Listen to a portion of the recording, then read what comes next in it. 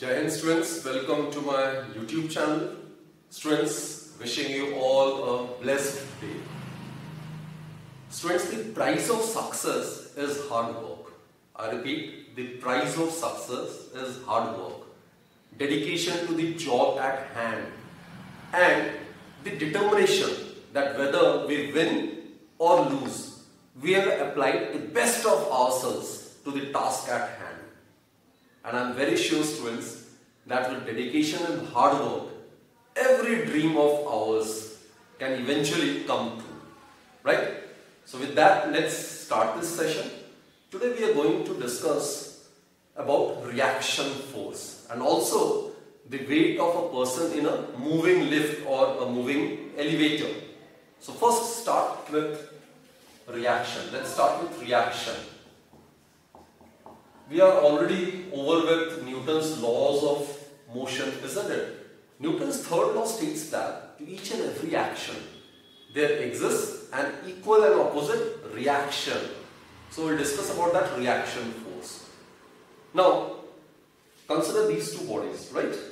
If body A exerts a force equal to its weight on body B, then the same force is exerted by body B on body A in the vertically upward direction. So one of them may be termed as action while the other may be termed as reaction force. Right? Let us consider this to be a tabletop and let us consider this to be any body which is placed on this tabletop. Right? Let us say this to be body A, this to be body B. Now students, remember, body A will exert a force on body B. And which is the force? The force of gravity, which is equal to the weight of body A. So body A will exert a force on body B, which is equal to the weight of body A. Suppose its mass is m. So it will exert a force FBA. It is the force exerted on body B due to body A. Right? So this may be termed as action. Now, as per Newton's third law, the same equal and opposite force is to be exerted by body B on body A. This is in the downward direction. So, same force will be exerted by body B on body A in the upward direction. So, this may be termed as FAB. It is the force exerted by body B on body A. It's in the vertically upward direction, while the force exerted by body A on body B is in the vertically downward direction. So, if this is known as action, this may be termed as reaction. The point to be noted over here is action and reaction, they always act on two different bodies. So students, that is the reason why, although being equal in magnitude and opposite directed, they won't cancel out or nullify the effect of each other. Isn't it? They won't cancel out. They never cancel out the effect of each other. Right? Now the question arises, if they won't or they don't cancel out the effect of each other, then how come this body A remains at rest? Because this body A is only under the influence of this force FAB, so how it can remain at rest? So the answer lies in the fact that body A is at rest because the weight of the body A, which obviously acts at this point, is balanced by this reaction force. So actually, the weight of the body, which can be drawn like this, right? It is equal to mg, which is actually equal to the force exerted by A on B, which is FBA. The weight of the body A is balanced by the reaction force, which is exerted by body B on body A. So these two being balanced forces, the net force acting on body A is 0. So if the body is at rest, it will remain at rest only. And if the body is in uniform motion along a straight line, it will remain in uniform motion along a straight line only. Right, students? So this is the reaction force. So point to be noted is that reaction force always acts perpendicular to the surface of contact of the two bodies. This is the surface of contact of the two bodies, like this. This is the surface of contact of the two bodies. So reaction force always acts perpendicular to the surface of contact of the two bodies. Always remember it, students. Right? So reaction force, it always act perpendicular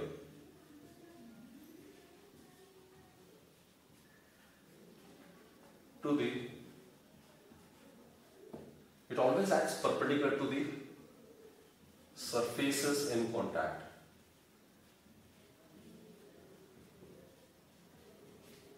Right? So, let's give you some more examples. Let's consider the case of an inclined plane like this. This is an inclined plane. Suppose this is theta. It's an inclined plane.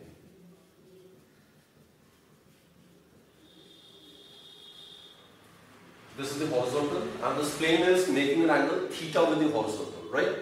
Suppose a block is placed over here. This is a block of mass M. So, this is the surface of contact. This is the surface of contact, isn't it? So, what will be the reaction force? It will be directed like this. This can be the reaction force, which is perpendicular to the surface of contact. Clear, students? So, reaction force always acts perpendicular to the surface on which the body is placed, which can be remembered in that manner, in this manner as well. So, reaction force always acts in a direction perpendicular to the surface over which a body is placed. So, it is the force which this inclined plane exerts on the body which is placed over it. Right? Now, as we have discussed here, in case of a plane surface, if the body is placed over here, then this being the surface of contact, so the reaction force would be like this. It is perpendicular. It is perpendicular. Clear? So, reaction force always acts perpendicular to the surface over which the body is placed. Okay, students, now let us consider the weight of a person in a moving lift or a moving elevator. Right? This is a very, very interesting concept, students.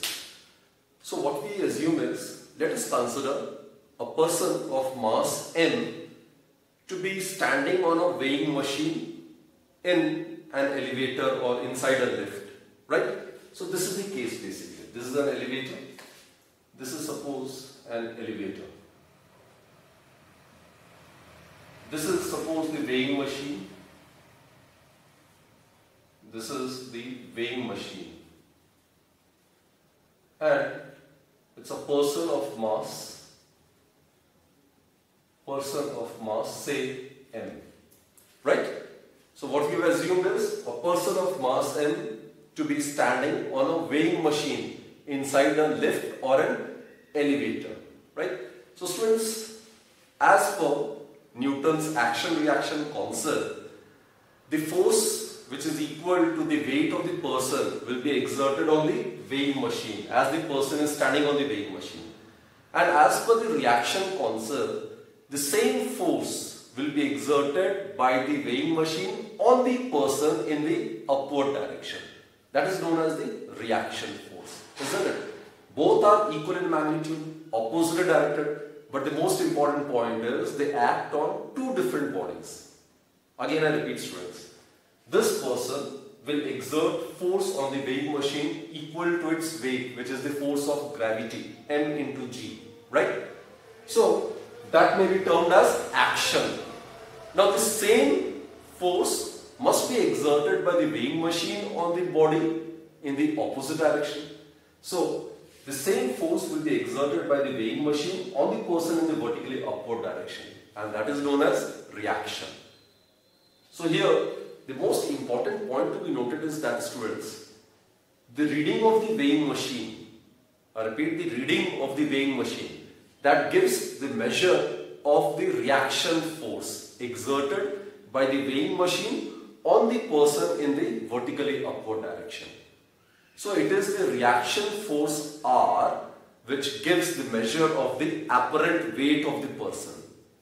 Right? Again, I repeat, students, the reading of the weighing machine actually gives the measure of the reaction force exerted by the weighing machine on the person in the vertically upward direction. And it is this reaction force which gives the measure of the apparent weight of the person. Actual weight of the person is m into g. Small g is the acceleration due to gravity. And the apparent weight of the person on the weighing machine inside the lift or an elevator would be the reaction force. The weighing machine gives the reading of the reaction force. So that in turn gives the measure of the apparent weight of the person. Right, students? So we are going to discuss various cases when the lift is at rest or stationary, or it is moving upward or downward with uniform velocity. Right? Then we'll discuss the case when the elevator is moving downward with some acceleration. And then we'll also discuss the case when the elevator is moving upwards with constant acceleration A. So let's start with the first case, students. This is case A. When the elevator is stationary or moves with uniform velocity. So even if the lift is at rest, or it is moving with uniform velocity in the upward direction or uniform velocity in the downward direction. In all the three cases, whether the elevator is at rest, whether it is moving uniformly upwards or moving uniformly downwards, in all the three cases, students, net force is zero, because it is the case of uniform motion. Acceleration is zero, so the net force as per the Newton's second law would be zero. Remember that, right? So in this case, the net force must be zero. In this case, the net force must be zero, as velocity is constant, as velocity is equal to zero at rest, or velocity is equal to constant, which is uniform motion. It is the case of uniform motion when the body covers equal displacement in equal intervals of time. So students, even if the elevator is at rest or the elevator is moving upward or downward with uniform velocity, in all the three cases, the acceleration of the elevator is zero. It implies that acceleration is zero, and which signifies that net force acting is zero. Right? Now let's see. Now, the forces acting on the person. So one is the weight. This is mg. This is the weight of the person. And as I've told you, force equal to the force of gravity, which is equal to the weight of the person, will be exerted by the person on the weighing machine in the downward direction. The same force will be exerted by the weighing machine on the person in the upward direction. So this is the reaction force. This is the reaction force. Right, students? So here at this point, on the person, the weight of the person, mg, which will be acting in the vertical downward direction, and the reaction force, which is exerted by this weighing machine on the person in the upward direction. Now students, net force on the person is zero. It means that these are the two balanced forces. It means that they must be equal in magnitude, and being opposite directed, they will cancel out the effect of each other. And here I must remind you, these are not action-reaction forces. The force exerted by the person on the weighing machine at this point, which is equal to the force of gravity, which is equal to mg, that will be the action. Right? The net force of the person is zero because this reaction is balanced by the weight of the person. Understood, students? This is mg is not the force exerted by the person on the weighing machine. Mg is obviously the weight of the person, which will act on the person itself, isn't it? While the action is considered to be the weight, which is mg, which is the force of gravity exerted by the person on the weighing machine. On the weighing machine, that is action. And on the body, equal and opposite force in the vertical upward direction, that is reaction. So students, here the net force is zero because acceleration is zero. The elevator is considered to be at rest or in uniform motion. In both this scenario, acceleration is zero, so net force is zero. So here what happens is, net force can be zero only when R is equal to mg. Isn't it? And R, as I have told you, the reading on the weighing machine, it gives the measure of the reaction force, which in turn gives the measure of the apparent weight of the body. So R is the apparent weight of the body, mg is the true weight of the body. So here, apparent weight of the person is equal to the actual or the true weight of the person. Clear, students? So in this case, the weighing machine will give the true reading of the weight of the person. So case 1 is over. Again I repeat, the conclusion is if the elevator is at rest or it is moving upward or downward with uniform velocity, then acceleration will be 0. So net force acting would be 0, and that is possible only when R is equal to mg. And R is the reaction force, which is the force exerted by the weighing machine on the person in the vertically upward direction. And students, the reading on the weighing machine, it gives the measure of this reaction force, which in turn gives the measure of the apparent weight of the person. So this is the case where the reading on the weighing machine would show the true reading of the weight of the person. Right? So let's proceed to the next case. Here, let us assume the elevator to be accelerating upward, say with acceleration A. What are the forces acting on this person now? One is mg, its weight, which will act in the vertically downward direction. The other is the reaction force, which is the force exerted by the weighing machine on the person in the vertically upward direction, like this. This is the reaction force. Now students, the person along with the elevator is having some acceleration in the upward direction. So as per Newton's second law, net force is mass into acceleration, isn't it? Mass of the person is supposed to be m. So R must be greater than mg because the body is getting accelerated upward. So net force being equal to mass into acceleration, therefore here net force would be R minus mg. This is the net force, and as per Newton's second law, it is mass into acceleration. The mass of the person is capital M and acceleration is A. Right? This is perfectly as per the Newton's second law. Net force is equal to mass into acceleration. So right hand side, what is the net force? It will be R minus mg. Here, obviously R is greater than mg because the acceleration is always along the direction of the dominating force. So obviously acceleration is in the upward direction, so R must be greater than mg. And these two being opposite directed, applying the laws of vector addition, whenever the two vectors are opposite directed, then the magnitude of the resultant is given by the difference in the magnitude of the two vectors. That is what I have done. So net force would be R minus mg, and it is equal to mass into acceleration. Right? So over here R, it will be equal to ma plus mg. So that will give us mg plus a or a plus g, whatever.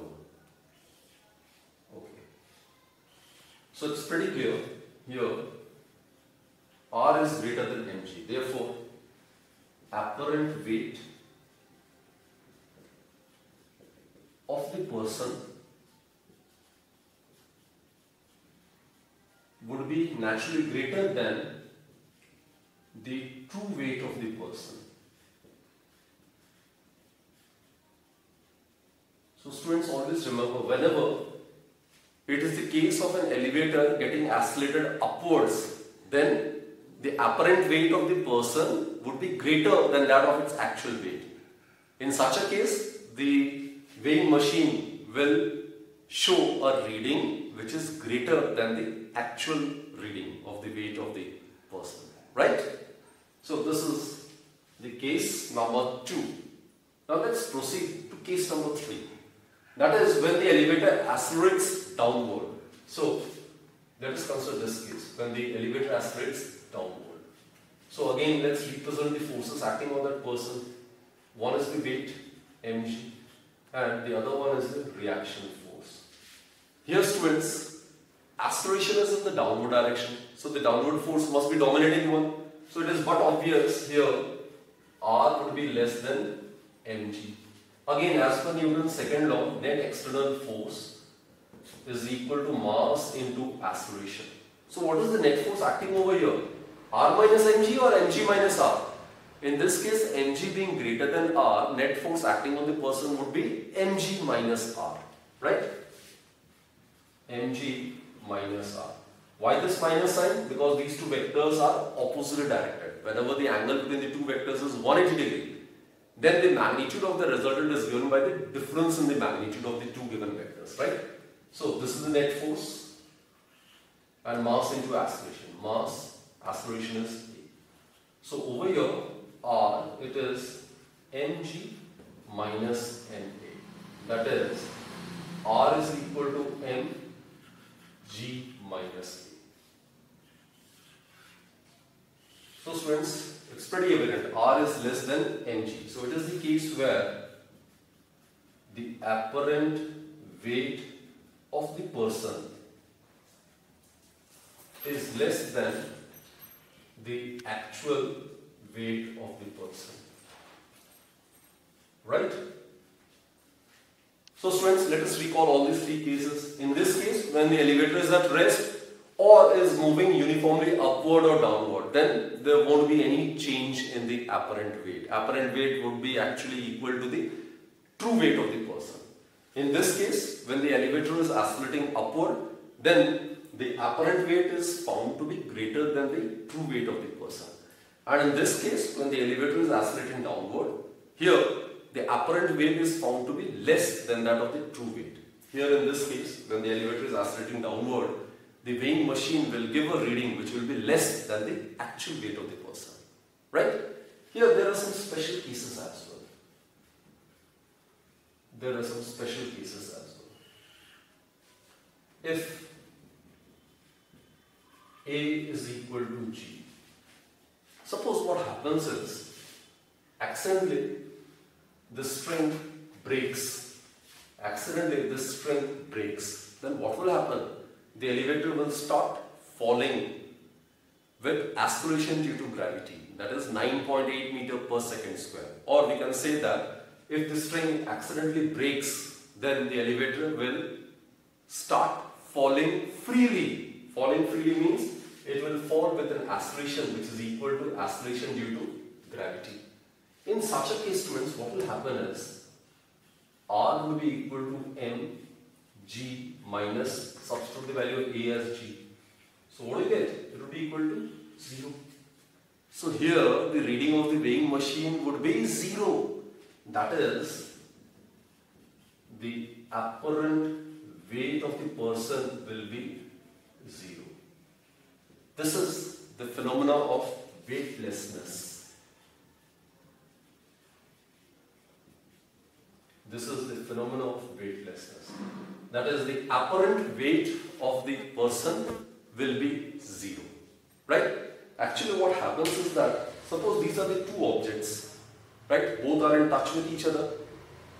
Now if I release both the bodies simultaneously at the same instant, then both will fall freely and both will have acceleration of 9.8 meter per second square.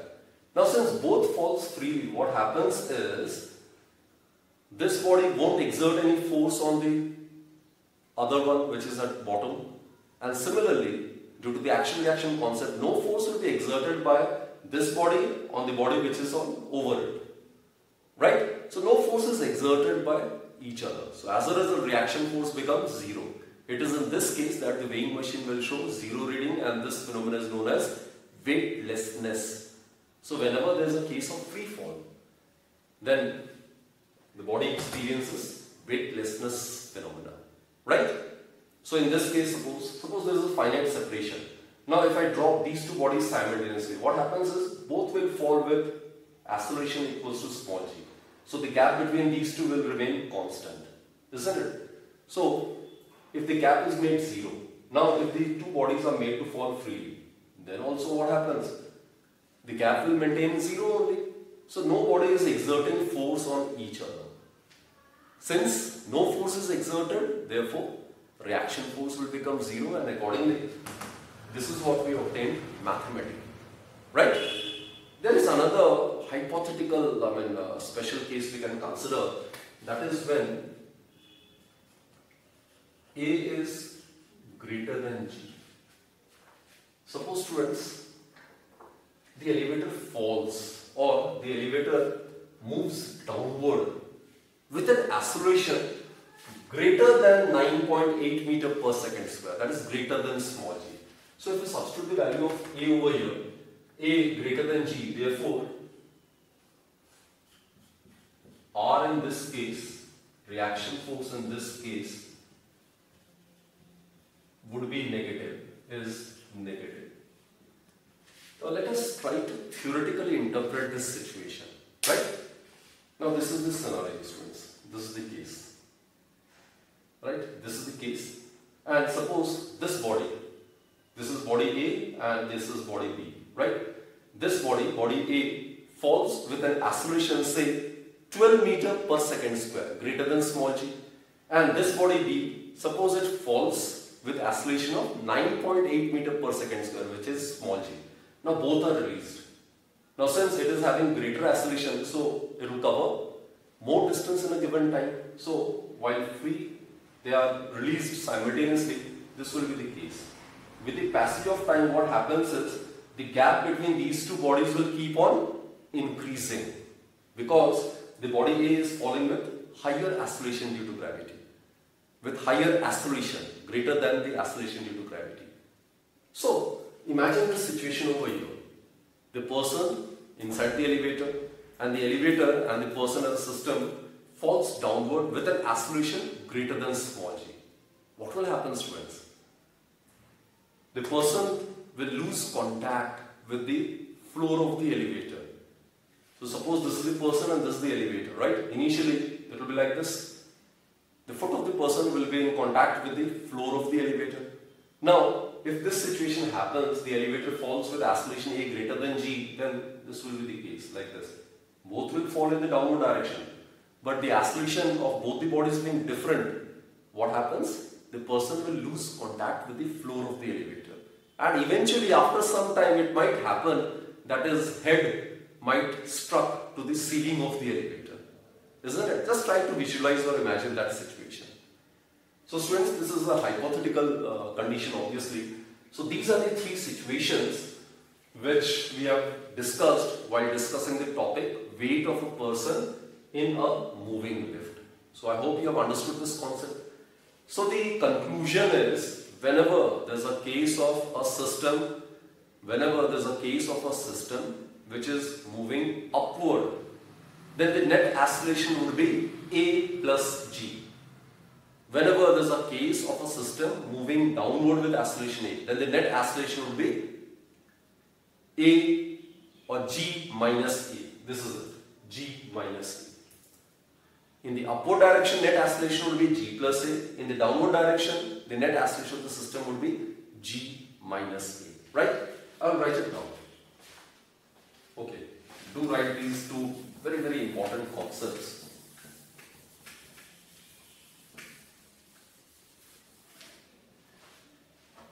First one is, student, if the system moves upward with acceleration A. This is a very, very important concept and which will be very useful while solving numericals. In case a system moves upward with acceleration A, then net acceleration is g plus A. Always remember it. Clear? And second is, in case a system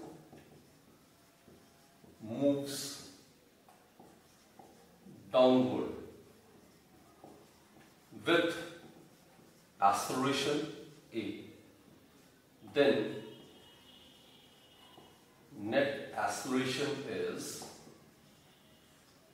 g minus A. So these are very, very important points which you need to remember, and that is what I've tried to convince you using this particular example, right? So students, I hope you have enjoyed this session, right? You have understood the concepts involved in this topic.